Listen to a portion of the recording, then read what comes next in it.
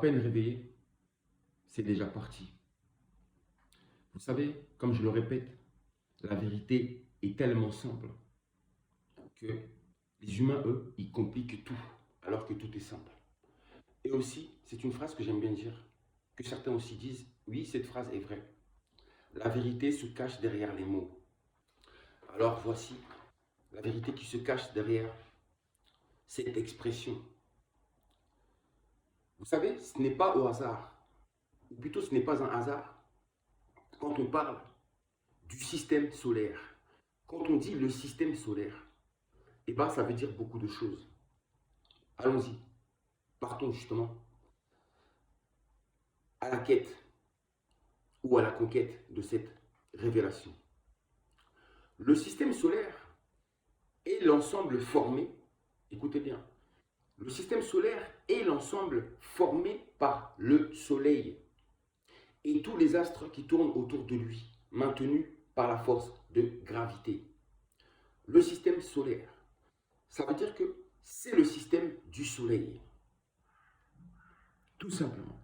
Ça veut dire que ce système-là, c'est le Soleil qui en est le créateur, qui en est le maître, le chef d'orchestre.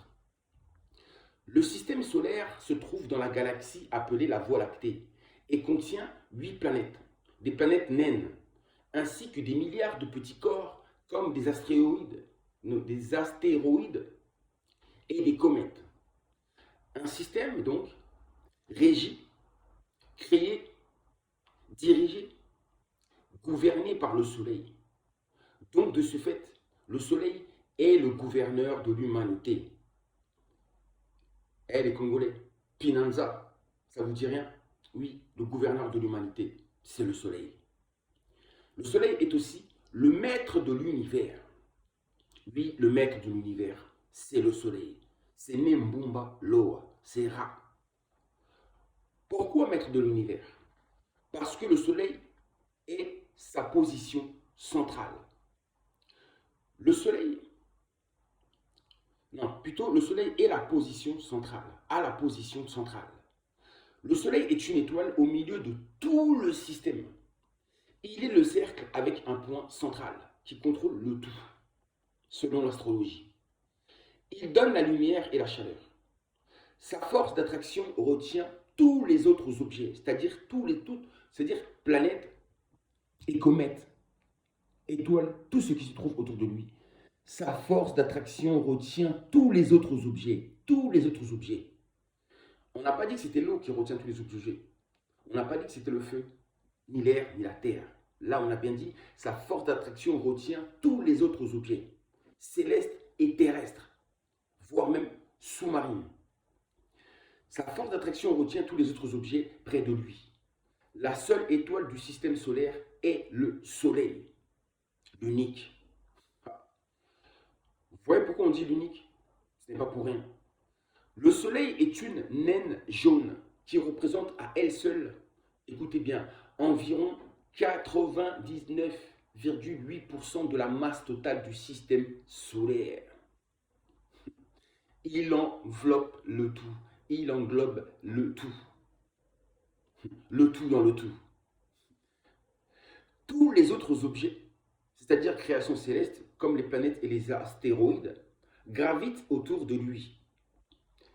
Sachez une chose, si le Soleil épuise tout son hydrogène, ce qui n'arrivera jamais, même si les scientifiques le pensent, si le Soleil épuise tout son hydrogène et se transforme en une étoile géante rouge, sachez que cependant, la vie sur Terre aura disparu bien avant, en raison de la forte augmentation de chaleur.